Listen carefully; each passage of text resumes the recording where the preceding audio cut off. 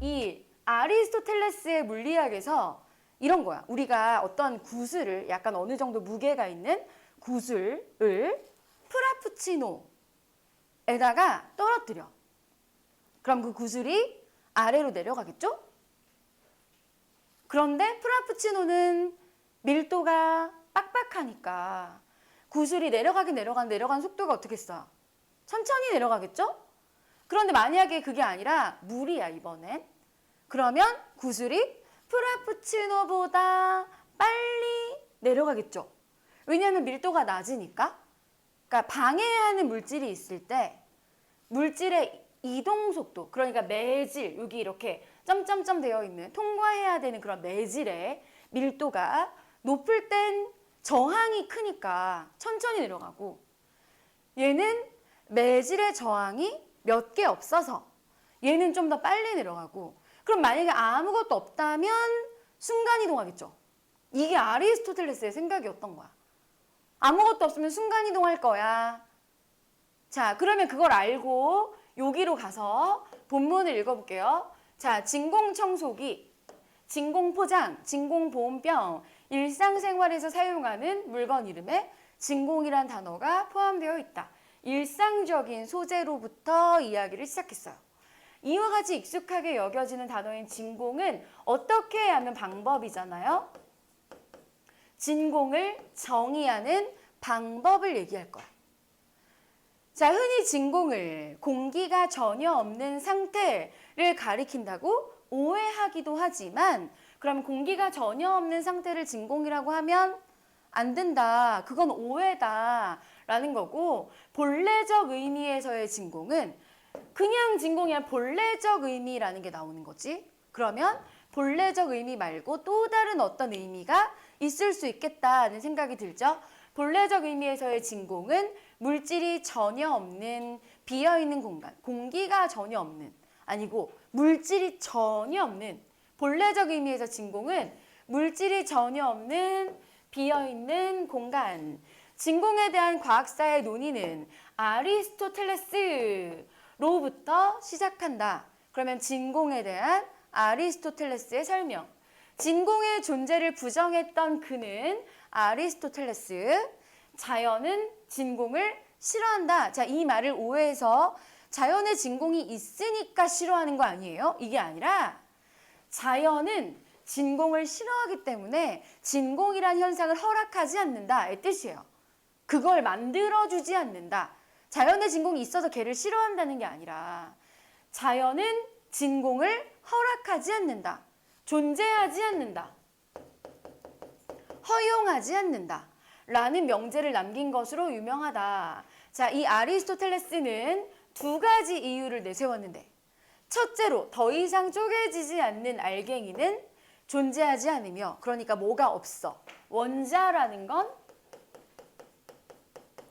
없어. 자, 우주는 연속된 물질로 가득 차 있어. 그러니까 항상 어디든지 다 가득 차 있는 거야, 뭔가가. 그래서 자연에는 진공이 존재하지 않는다고 주장한다. 이게 아리스토텔레스의 첫 번째, 진공이 없는 이유. 원자라는 건 없고 우주는 연속된 물질로 가득 차 있어. 이해돼요? 자, 둘째로 물체가 이동할 때는 언제나 매질 속을 통과하게 되고, 아까 그거 프라푸치노를 통과하는 구슬처럼 물체가 이동할 때 매질 속을 통과하게 되고, 매질의 농도가 높을수록 저항 때문에 물체의 속도가 느려지는데, 매질의 농도가 높을수록 저항이 커지고 속도는 느려지는데, 만약 매질이 전혀 존재하지 않는 진공이라는 게 있다면 아리스토텔레스가 있다고 한 게 아니라, 그렇다고 가정한다면 물체의 속도는 무한정 빨라지게 돼서 순간이동하겠네. 이런 일, 순간이동하는 무한정 빨라지는 일은 그런 거 본 적 있어? 없잖아. 그러니까 진공 없는 거야 라고 아리스토텔레스가 설명한 거지. 너네 물체가 순간이동하는 거 봤어? 못 봤지? 이러한 일은 실제로 있을 수가 없으니까 진공이라는 건 없어 하는 게 아리스토텔레스의 생각이었던 거죠. 자, 그러면 1번 문단의 내용을 정리해보면 1문단은 진공의 본래적인 의미, 진공의 본래적인 의미 뭐였죠? 물질이 전혀 없는 상태. 그 다음에 진공에 대한 누구의 설명? 아리스토텔레스. 아리스토텔레스는 진공이란 존재하지 않는다고 생각한 거야. 자, 여기까지 정리됐죠? 이유는 원자라는 건 없어. 뭔가 물질이 알갱이가 모여서 만들어지는 거라면 원자를 이렇게 쭉 치우면 여기 빈 공간이 생길 거 아니에요. 근데 그런 건 없으니까 이 우주는 연속된 물질로 가득 차 있으니까 그런 건 없어. 이렇게 말한 거죠. 자, 그 다음에 다음 문단. 17세기의 갈릴레이는 아리스토텔레스 다음에 그 다음 사람 갈릴레이는 아리스토텔레스의 생각, 진공이란 건 없어. 의문을 품었다.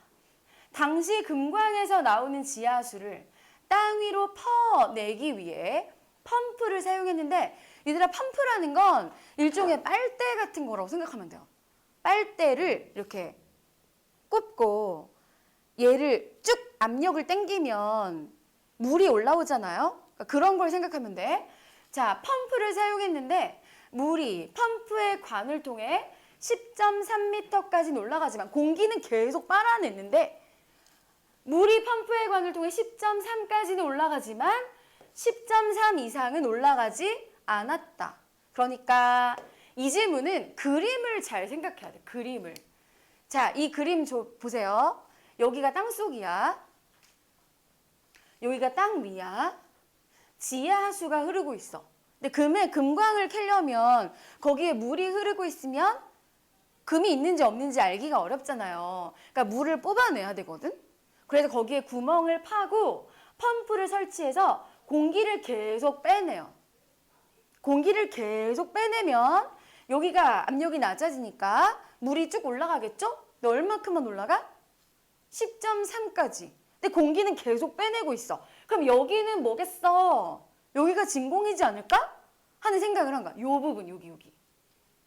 이해돼요? 그러니까 물이 여기까지밖에 안 올라오니까 여기는 그럼 아무것도 없는 상태가 아닐까? 하고 갈릴레이가 생각한 거지.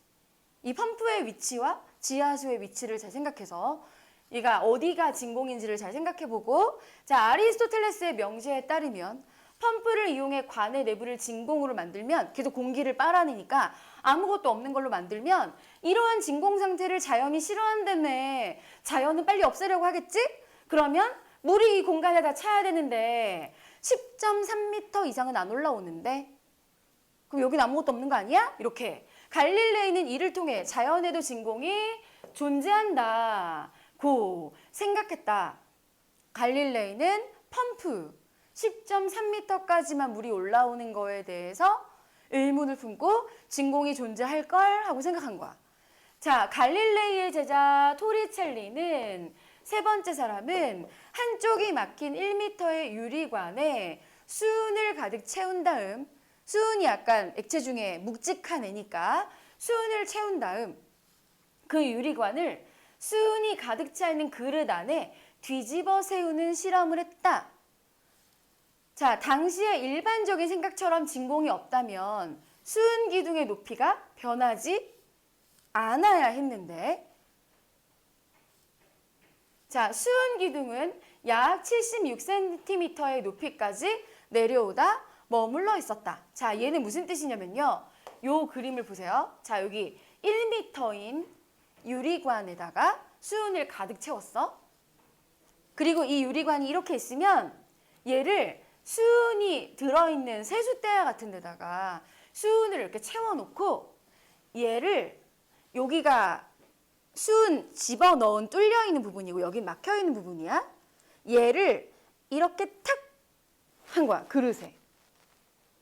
그러면 수은은 액체니까 우리가 뭐랑 똑같은 건 밥통에다가 엄마가 소연아 밥 먹으라고 밥을 퍼준 거야. 엄마가 나갔어. 근데 딱 보니까 반찬이 별로야. 그럼 어떡해? 밥 먹기 싫잖아요? 그럼 어떡해? 엄마가 나갔어. 이제 안 들켜. 그럼 밥솥 열고 거기다 밥 공기 이렇게 탁 하는 것처럼 얘를 이렇게 탁 세운 거지. 이렇게 있던 애를 탁 이렇게. 그러면 밥은 얘가 고체니까 그대로 모양이 있겠지만 얘는 액체니까 어떻게 되겠어? 수은이 이 유리관과 이 세숫대야 사이가 완전 밀폐가 아니니까 새어 나오겠죠? 그러면 요 수은 기둥에 있던 수은이 내려가. 그치? 그리고 이 세숫대에 있는 수은의 높이는 높아져. 요 상태를 생각해봐. 그런데 여기가 1m였는데 76까지는 내려왔어. 근데 더 이상 안 내려와. 왜 그러냐면 여기에 있는 여기 바깥에 세숫대야 여기에 있는 표면에 있는 공기의 대기압이 얘를 못 올라오게 막는 거야. 그러니까 얘가 수은이 흘러내려오려면 높이가 높아져야 되는데 공기가 얘를 막으니까 못 나와. 여기까지는 이해됐죠? 그러면 토리첼리 생각하면 여긴 도대체 뭐가 들어있는 거지? 아무것도 없고 아무것도 꽉 차있는 수은 이렇게 탁 엎은 거잖아. 그리고 수은이 빠져나왔고 그럼 여기는 요 안에는 뭐가 들어있는 거죠? 아무것도 없는 거 아닌가? 이렇게 생각을 한 거야. 자, 그럼 다시 내려와서 다시 읽어보면 한쪽이 막힌 1m의 유리관. 아까 그 그림 생각나죠? 자, 그 유리관을 수은이 가득 차 있는 그릇 안에 뒤집어 세우는 실험. 당시의 일반적인 생각처럼 진공이 없다면 수은 기둥의 높이가 변하지 않아야 했는데 수은 기둥은 약 76cm의 높이까지 내려와 머물러 있었다. 그러니까 1m에서 24cm는 분명히 여기 아무것도 없었는데 이거 진공 아님? 이렇게 생각이 든 거야. 이 안에는 아무것도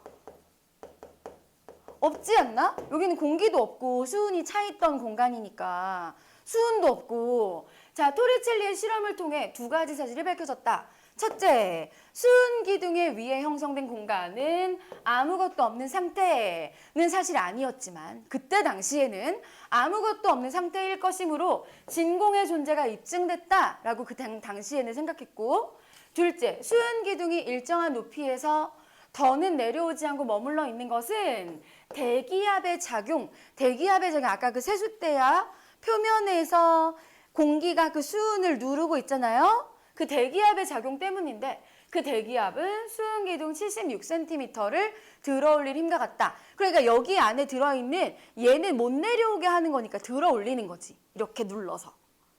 이해되죠? 얘가 내려오지 못하게 하는 거니까. 자, 그러면 두 번째 문단의 내용은 우리가 그림으로 좀 정리할게요. 자, 두 번째 문단의 내용은 갈릴레이. 여러분은 여기 사이드에 빈 공간이 있으니까 갈릴레이. 자, 땅이 이렇게 있으면 땅의 표면에 구멍을 내. 땅의 표면에 구멍을 내서 자, 목적이 뭐야? 여기에 흐르는 지하수를 펌프로 퍼 올리는 거죠. 그래서 펌프가 이렇게 당기는데 물이 이렇게 쭉 올라오는데 이렇게 펌프로 당겼지만 여기 안에는 아무것도 없어. 물이 얼만큼만 올라와?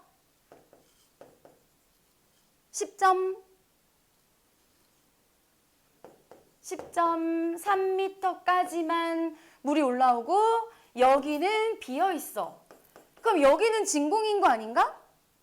여기 노란 부분, 여기는 진공인 거 아닌가? 이게 갈릴레이의 의문이었고. 여기 그림 됐어요? 그 다음에 토리첼리. 자, 토리첼리는 수은이 가득 차 있는 그릇에다가 유리관을 거꾸로 세웠어. 이 안에 1m짜리 유리관에 수은이 원래 가득 차 있었는데, 자, 얘가 내려오면서 원래 이 바닥의 높이가 이만큼이었으면 어느 정도 높이가 증가했겠죠? 그치? 수은이 이렇게 여기서 이만큼 내려왔으니까 76이 너무 76 같지 않다. 한 이 정도로 그릴까요? 76이니까. 그래서 이렇게 76cm가 이렇게 빠져나온 거야. 24cm의 수은이 빠져나왔어. 그러면서 높이가 이렇게 높아진 거죠? 근데 얘는 안 흘러 내려와. 왜? 대기압이 막고 있어서 요 화살표는 대기압. 그리고 토리첼리가 생각한 건 아마 여기가 진공일걸 하고 생각한 거지. 요 그림 다 이해돼요? 이미지로 가지고 있는 게 좀 중요하고. 자, 그 다음 문단, 세 번째 문단으로 갈게요. 그림 됐나요? 자, 그 다음 문단. 그런데 수은 기둥 위의 공간에도 기화된 수은이나 기화가 뭐죠? 기체로 바뀐 수은 알갱이나 수증기가 약간 들어있으므로 토리첼리가 진공이라 명명한 것도 완벽한 의미에서의 진공, 본래적 의미에서 진공 뭐더라? 물질이 아무것도 없는 공간은 아니었다. 얘는 본래적 의미의 진공과 똑같다고 생각해도 괜찮습니다. 자, 완벽한 진공 상태를 만들고자 한다면 공기를 구성하는 기체 분자들을 완전히 제거해야 하는데 그게 아무것도 없는 상태로 되려면 이렇게 돼야 되잖아. 자, 실제로는 특정 공간의 기체 분자들을 하나도 남김없이 없애는 일은 불가능하다. 뒤에 얘는 보기랑 연결이 되죠? 보기에서 보면 뭐였지? 보기에 3번 보기에서 아웃게싱, 그쵸? 아웃게싱이라는 거랑 연결되기 때문에 그거 할 때 다시 한번 얘기하고 첨단 연구를 수행하는 실험 장비에서 얻을 수 있는 진공 상태라 하더라도 1세제곱센티미터당 10,000개 정도의 기체 분자가 존재. 근데 본래적 의미에서의 진공은 이것마저 다 없애야 그게 본래적 의미의 진공이니까 아무리 돈을 많이 들여도 그게 어렵더라. 자, 이와 같이 실제로 완전한 진공 상태는 존재하지 않기 때문에 공학자들은 이제 여기 공학적 의미의 진공이 등장해요. 공학자들은 대기압, 즉 1기압보다 압력이 낮은 상태를 진공이라고 부른다. 자, 이 진공 청소기라는 애가 공기를 빨아들이려면 그 안에 압력이 어떻게 돼야 돼? 대기압보다 낮은 압력이어야 공기 밖에 있는 공기를 빨아들일 거 아니에요. 그런 공학적 진공이라는 개념을 만들어낸 거야. 완벽하게 아무것도 없는 상태는 아니지만 대기압보다 낮아서 뭔가를 빨아들이는 상태. 자, 진공을 여기 정리하고 가면 여기 몇 문단이죠? 세 번째 문단. 자, 세 번째 문단은 공학적인 의미의 진공. 1기압보다 낮은 상태를 공학적 의미의 진공이라고 하고 그 다음 문단, 네 번째 문단. 자, 진공을 목적에 따라 다양하게 이용하기 위해서는 진공을 이용하려면 각각의 경우에 목표로 하는 수준의 진공 정도를 만들었는지를 정량적으로 확인해야 한다. 진공 청소기가 먼지 같은 걸 빨아들여야 되는데 진공 청소기가 카펫 같은 걸 너무 심각하게 빨아들이면 이건 사용을 못하는 거 아니에요? 그러니까 어느 정도 목표로 하는 수준의 진공이 있어야 돼. 그래도 그걸 정량적으로 확인한다는 건 양을 정해서 측정한다는 거겠죠. 정량적으로 확인한다는 건 그 양을 측정. 이는 해당 공간의 압력을 측정함으로써 구할 수 있다. 압력은 단위 부피당 기체 분자의 개수에 비례하는 값. 그래서 높은 산에 가면 압력이 낮아지잖아요. 기체 분자가 적어서. 자, 기체 분자의 개수에 비례하는 값을 갖는데 압력의 단위 중 하나인 파스칼을 써서 기압을 나타내면 기압은 10의 5제곱파스칼이 된다. 대기압이 1기압이 한 요 정도. 그러니까 공학적 진공은 어떤 거야? 얘보다 작아서 외부의 공기를 빨아들이는 정도가 공학적 진공인 거죠. 자, 이와 같이 압력은 진공의 정도를 정량적으로 나타낼 때 활용된다. 이때 진공 게이지 압력계라 부르는 기기를 써서 일기압보다 낮은 압력, 공학적인 진공을 측정한다. 첫 번째 진공 게이지가 부르동 게이지. 진공 게이지 중 압력 차이에 의한 힘을 측정하는 부르동 게이지는 뭐 생각하면 되냐면 파티 같은 거 할 때 이렇게 돌돌 말려 있는 피리가 있어요. 그거 본 적 있죠? 이렇게 뿌 이렇게 불면 피리가 착 펴지는 거. 그걸 생각하면 돼. 내가 압력을 뿌 세게 불면 팍 펴지는데 뿌 조금만 불면 요만큼만 펴지잖아. 부르동 게이지는 압력이 높을 때 팍 펴지고 압력이 약할 때 살짝 펴지고 여기다가 눈금을 이렇게 놔둔 거야. 얘가 어디까지 펴지나 이에 대해 어떻게 측정하는 건지. 자, 이 부르동 게이지는 대략 10의 세제곱 파스칼 이상의 압력. 그럼 어디까지요? 이거보다 작아야 진공 상태니까 부르동 게이지는 이거 이상. 그럼 우리가 원하는 건 진공 상태니까 10의 세제곱부터 10의 5제곱 사이에 있는 애를 측정하겠죠? 자, 이런 데 사용된다. 부르동관은 그 단면이 평평한 타원형의 관을 C자 모양으로 이렇게 구부러져 있는 상태. 그래서 압력을 강하게 뿌 불면 얘가 점점 펴지는 상태에 한쪽 끝을 고정하고 다른 쪽 끝은 폐쇄한 관. 자, 부르동관의 압력이 가해지면 부르동관은 한쪽 끝이 이 피리의 여기 끝이 막혀 있잖아. 그러니까 이걸 불면 펴지는 거죠. 그치?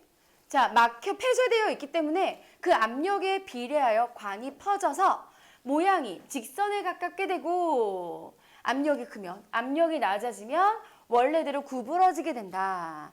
이렇게 펴졌다가 구부러지는 거죠. 자, 이처럼 부르동관에 압력이 가해질 때 그 변형 정도를 확대해서 눈금판 위에 나타내도록 한 압력계가 부르동 게이지다. 자, 그럼 여기 네 번째 문단이고 압력 측정 1번. 자, 부르동 게이지. 얘는 압력에 따라서 펴지는 변형 정도를 측정하는 게 부르동 게이지. 자, 그 다음 문단. 또 다른 형태의 진공 게이지로 압력에 따라 뜨거운 필라멘트가 열을 빼앗기는 정도의 차이를 이용하는 열전대 게이지가 있는데 이는 대기압으로부터 대략 10의 마이너스 1승 파스칼 영역의 압력을 측정할 수 있다. 그러면 이 대기압보다 10의 마이너스 1승이면 진공의 정도가 더 강해요? 약해요? 압력이 대기압보다 낮아야 진공 상태가 강한 거니까 부르동 게이지보다 진공 상태가 강한 애를 측정할 때 쓰는 거죠. 자, 얘가 진공이 더 강한 거야. 숫자가 작을수록. 자, 이런 영역의 압력을 측정할 수 있다. 열전대 게이지에서 금속선으로 만든 필라멘트에 전류를 흘려서 가열하면 가열했으니까 주변보다 온도가 높아지므로 열이 발생해요. 자, 마치 뭐랑 똑같냐면 내가 여기다가 쌀을 이렇게 쌓아둔 거야. 근데 참새가 와서 그 쌀알을 가져갈 거야. 먹을 거야. 참새가 100마리 있으면 쌀알이 어떻게 되겠어? 순식간에 사라지겠죠? 근데 참새가 2마리밖에 없어. 그러면 쌀알이 거의 사라지지 않을 거야. 여기서 이 열이 쌀이야.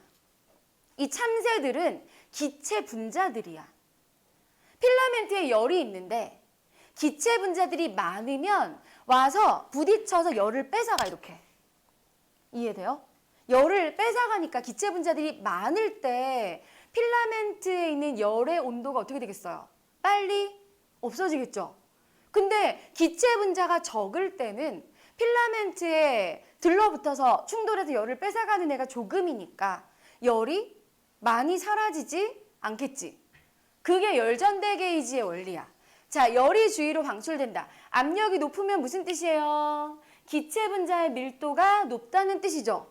압력이 높다는 건 기체 분자 알갱이가 많다는 거야. 참새가 많은 것처럼. 그럼 많은 수의 기체 분자들이 필라멘트에 충돌해서 열을 빼앗아가게 된다. 반대로 압력이 낮아서 기체 분자의 밀도가 낮으면 열 손실도 줄어들게 된다. 참새 수가 적어졌으니까. 자, 따라서 동일한 전류를 흘렀을 때 필라멘트의 온도를 재어 기체 분자의 정도를 알 수 있죠? 그럼 압력을 측정할 수 있어. 자, 5번째 문단 압력 측정 2번.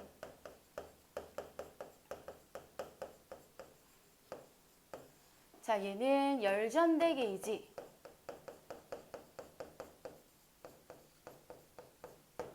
자, 필라멘트에 열 손실로 인해서 기체 분자 밀도 측정. 자, 그리고 별로 문제들은 어렵지 않았죠? 3번에 9개씩 안 읽어도 되겠죠? 넘어가요. 다음으로. 자, 그 다음 문단은 8. 과학기술 8. 데이터 트랜잭션. 자, 은행과 같은 금융기관에서는 다수의 사용자가 데이터를 동시에 사용할 수 있도록 시스템을 제어하는 기술이 필요하다. 그리고 장애나 오류가 발생하지 않도록 시스템을 관리할 필요도 있는데 시스템들을 제어하고 시스템을 관리하는데 만에 하나 그래도 문제가 발생할 수도 있죠. 문제가 발생한다면 빠른 시간 내에 원래 상태로 시스템을 복구할 수 있어야 한다. 그러니까 은행과 같은 금융기관에서는 시스템을 제어하고 관리하고 문제가 생겨서 빨리 복구해야 돼. 즉 데이터에 결함이나 흠이 없는 무결성이 보장되어야 하는데 이건 복구와 관련했어. 문제가 발생해서 원래대로 돌아와야 무결성이 보장되는 건데 이때 활용되는 것이 바로 트랜잭션이다. 트랜잭션은 이제 여기 개념이 나오는데 특정한 데이터 처리 업무를 수행하기 위해 필요한 작업들을 모아놓은 논리적인 집합으로 하니까 무슨 말인지 모르겠죠? 트랜잭션이 뭐냐면 이런 거야. 자, 나는 밥을 먹으면서 동시에 엄마니까 우리 집 어린이들을 막 챙겨줘야 되잖아? 그걸 못해. 그걸 할 수 없어서 내가 밥을 먹을 땐 어린이들이 없어야 돼. 어린이들이 있을 땐 나는 밥을 못 먹어. 이게 사실 내가 밥을 먹는다? 어린이들에게 밥을 먹인다? 이게 두 가지로 존재하는 거지만 사실은 두 가지가 아닌 거야. 봐봐. 내가 밥을 먹을 때 일단 나는 어떻게 해야 돼? 냉장고를 연다? 반찬을 꺼낸다. 반찬을 그릇에 담는다? 밥을 떠온다. 숟가락과 젓가락을 챙긴다? 앉는다? 밥을 뜬다, 입에 넣는다, 반찬을 집는다, 입에 넣는다, 씹는다, 삼킨다. 이게 계속 반복되는 거잖아. 그럼 어린이들에게 밥을 주는 거는 자, 이게 똑같아. 냉장고를 연다, 이렇게 반찬을 꺼낸다, 자, 반찬을 그릇에 담는다, 밥을 푼다, 그리고 부르는 거지. 하율아 이렇게 불러. 소율아 불러가지고 안 와. 그럼 막 등짝 때리고 막 뭐라고 하고 막 앉아가지고 막 안 먹는다고 하면 자 김치 비행기 출발 해가지고 입 벌려 막 이렇게 해야 되는 거잖아. 그러니까 이 두 가지를 동시에 못 하는 거지. 내가 밥을 앉아서 먹다가 갑자기 엄마 물 줘. 그러면 야 네가 떠먹어. 나 초등학교 2학년인데 막 이렇게 하면은 내가 그걸 떠줘야 되는 거잖아. 그걸 동시에 못 하는 거야. 그러니까 이게 하나의 트랜잭션으로 존재하는 거야. 내가 앉아서 반찬을 꺼낸다. 그래서 담는다. 앉아서 내가 먹는다 하는 트랜잭션이 있고 애들한테 밥을 주는 트랜잭션이 있고 또는 욕실 청소를 하는 트랜잭션이 있고 학원에서 수업 준비를 하는 트랜잭션이 있고 이게 무슨 말인지 이해돼요? 그러니까 어떤 일들이 막 이렇게 있을 때 그걸 어떤 논리적인 집합, 그룹으로 묶어서 이걸 과정으로 이렇게 여기까지는 누가 누구에게 계좌이체하는 트랜잭션으로 존재하는 거야. 이해돼요? 이 트랜잭션이 뭔지? 약간 여기 설명이 너무 추상적으로 되어 있어서 이게 너무 어렵게 되어 있는데 트랜잭션은 필요한 작업들을 그러니까 어떤 일의 단위로 잘라놓은 논리적인 집합이라는 건 얘가 그룹이라는 거야. 작업들의 그룹. 자, 데이터의 무결성이 보장되려면 몇 가지 조건이 요구되는데 그럼 이제 무결성의 조건이 나오겠죠? 자, 그중 하나는 트랜잭션이 수행되기 전과 후에 각기 데이터 오류가 없이 일관된 상태가 유지되는 일관성. 얘가 데이터 무결성 보장의 조건 1번, 일관성. 그러니까 before and after가 똑같아야 돼. 어떤 트랜잭션이 이루어졌어. before and after가 똑같아야 돼. 그 전과 후에 합산했을 때 똑같아야 된다. 자, 무슨 말인지 모르겠지만 예시를 잘 보시면 돼요. 물론 트랜잭션이 수행되는 중에는 데이터가 일시적으로 일관된 상태가 아닐 수도 있지만, 자, 이걸 우리가 물리적인 과정으로 생각해 보면 이런 거야. 내가 어떤 물건을 다현이에게 준다 쳐. 내가 하늘보리를 여기에 있었는데, 자, 다현아 이거 줄게 하면 내가 이걸 집어서 다현이한테 줬어. 이렇게 되는 거지만 실제로 데이터는 이런 식으로 이동하지 않잖아요. 이게 눈에 보이게 이렇게 이동하는 게 아니잖아. 그럼 어떻게 되냐면 내가 다현이에게 하늘보리를 이체하는 경우에, 자, 이수경의 통장에서 하늘보리를 뺀다. 자, 그 다음에 이다현의 통장에 하늘보리를 넣는다. 이 과정이 동시에가 아니라 따로따로 진행되는 거야. 그러니까 중간에는 그게 일치하지 않을 수 있어. 자, 이수경의 통장에 하늘보리가 1개 있었는데 이걸 인출했어. 그럼 하늘보리 몇 개야? 0개지. 자, 이다현의 통장에 다시 하늘보리를 꽂았어. 그러면 다시 하늘보리 전체에 몇 개야? 1개지. 그러니까 처음과 뒤가 결국 이 트랜잭션을 완료했을 땐 똑같아야 돼. 그러니까 일관성인 거예요. 자, 이 말이 되게 어려운데 잘 읽어보면 이렇습니다. 트랜잭션이 수행되는 중에는 일시적으로 일관된 상태가 아닐 수도 있지만 트랜잭션이 성공적으로 수행된 후에는 데이터는 일관성 있는 상태가 유지되어야 한다. 전과 후가 똑같아야 돼. 은행에서 이체를 하는 경우를 가정해보자. 자, 이체를 수행하기 전 사용자 A의 잔고는 10,000원, 사용자 B의 잔고는 0원. 그러면 두 사람의 잔고 합계는 10,000원으로 일관된 상태이다. 얘는 전이에요. 비포 상태. 자, 사용자 A는 사용자 B에게 4,000원을 이체하려고 해. 자, 그 작업을 수행했고, 그러면 중간에 사용자 A가 10,000원 있었는데 4,000원을 뺐어. 그러면 총 얼마지? 총 계좌가 처음에 이체 전에는 10,000원이었잖아. A 10,000원, B 0원. 그치? 근데 아직 B한테는 입금이 안 되는데 A한테는 4,000원을 인출한 상태니까 총 6,000원으로 사용 중에는 데이터가 일시적으로 일관된 상태가 아닐 수 있어. 근데 이걸 빼고 나서 여기다 입금을 하잖아? 그럼 결국 똑같이 여기 6,000원, 여기 4,000원 합치면 10,000원. 그 얘기가 일관성인 거예요. 이해돼요? 자, 여기 마지막 계속 읽어보면 계좌 잔고의 합계는 여전히 10,000원으로 일관된 상태가 유지되었다. 만약 이체를 수행한 후에 사용자 A의 잔고는 6,000원, 사용자 B의 잔고는 0원. 그러면 일관성이 유지된 게 아닌 거죠? 자, 4,000원이 사라진 상태가 되기 때문에 데이터의 일관성이 충족되지 않아 트랜잭션이 성공적으로 완료되지 않는다. 또한 현재 수행 중인 트랜잭션이 완료될 때까지 그 트랜잭션에 다른 트랜잭션이 접근할 수 없는 격리성. 다른 트랜잭션이 접근을 못해.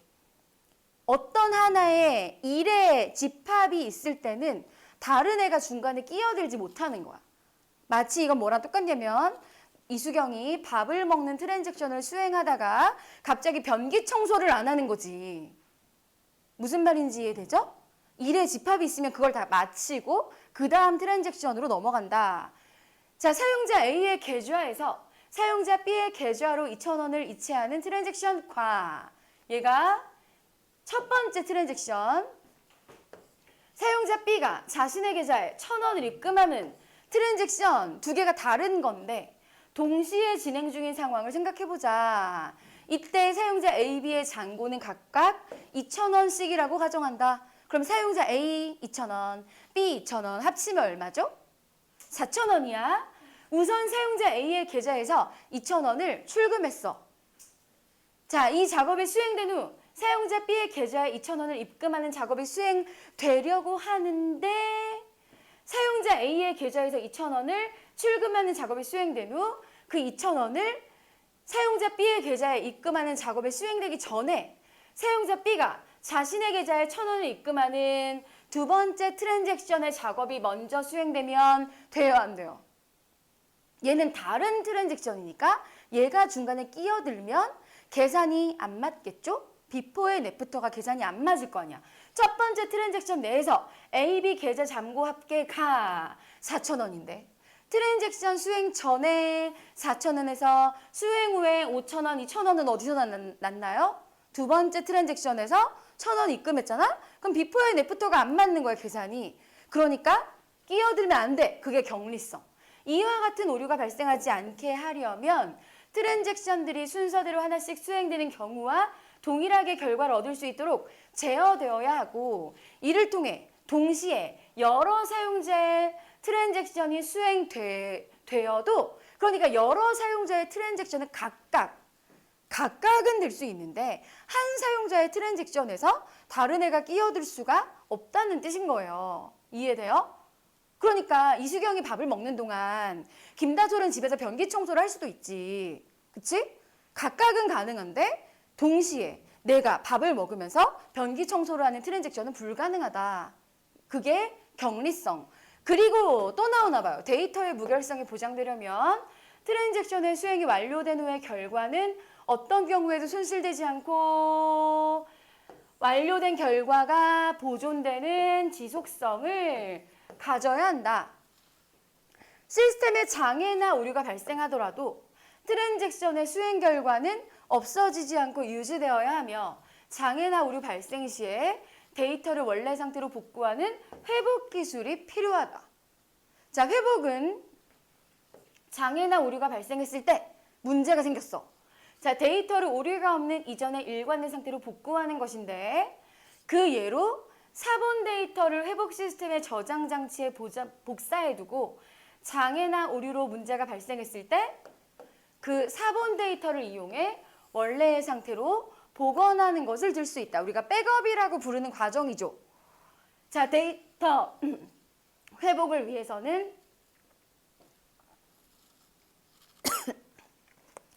미안해요. 데이터 회복을 위해서는 자, 데이터 전체를 이거 중요한 거 전체를 다른 저장 장치에 주기적으로 복사하는 덤프 전체를 복사하는 거야. 전체를. 그러니까 예를 들어서 뭐 우리 반에 출석부가 있으면 매주 이 출석부를 전체를 계속 저장하는 거야. 자, 데이터 작업이 있을 때마다 별도의 파일에 변경 관련 내용들을 기록하는 로그 등이 필요하다. 로그는 어떻게 하는 거냐? 왜 우리 그럴 때 있잖아요.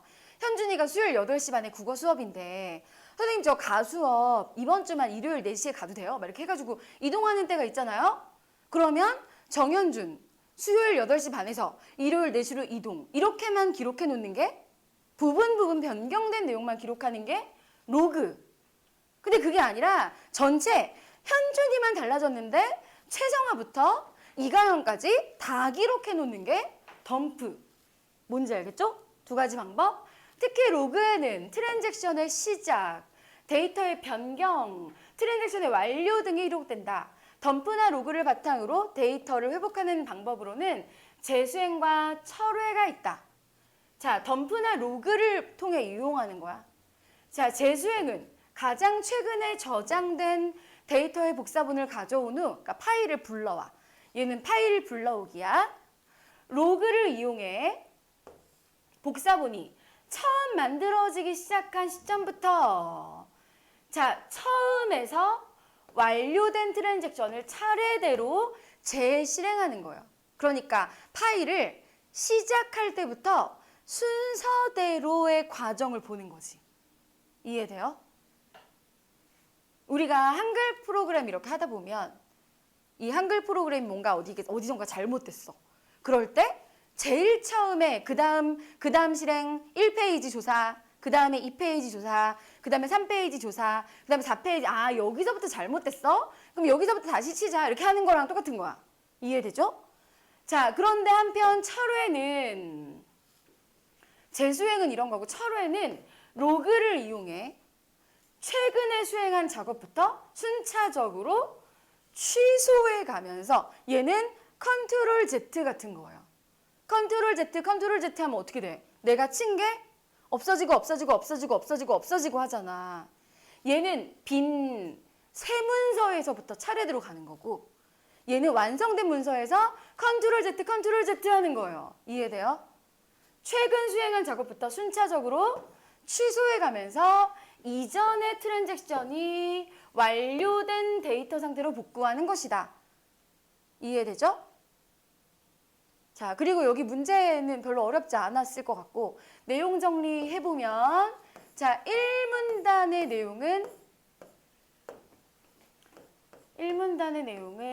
얘를 자, 데이터의 무결성 보장을 위해서 뭘 써요? 트랜잭션을 사용한다. 자, 그리고 이 문단은 일관성. 일관성은 before and after가 똑같아야 한다. 자, 그 다음에 세 번째 문단은 격리성. 격리성은 다른 트랜잭션은 끼어들기를 못한다. 그 다음 네 번째 문단은 지속성. 지속성은 트랜잭션을 손실되지 않도록 보존시켜야 돼. 그럴 때 우리는 회복 기술이 필요하다. 그리고 그 다음 문단에서 회복 기술.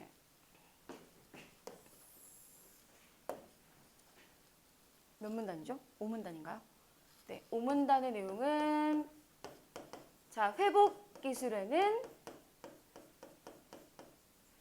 덤프, 로그, 재수행, 철회 등이 있다. 이해되죠? 별로 어려운 지문이 아니었어요.